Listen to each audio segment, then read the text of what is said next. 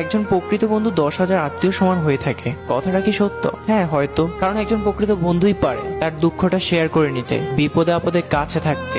কিছু হয়নি শোনার পরেও আরে বল না কি হয়েছে, এমনটা প্রকৃত বন্ধুরাই বলে। প্রেম মানে আমি তোমাকে ছাড়া বাঁচবো না, আর বন্ধুত্ব মানে আমি থাকতে তোর কিছু হতে দিব না।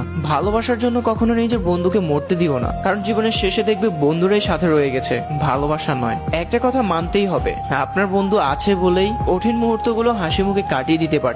বন্ধুরা এমন একটা জিনিস যারা পাশে থাকলে খারাপ সময়গুলো ভালো হয়ে যায়। একটা সময় যখন তুমি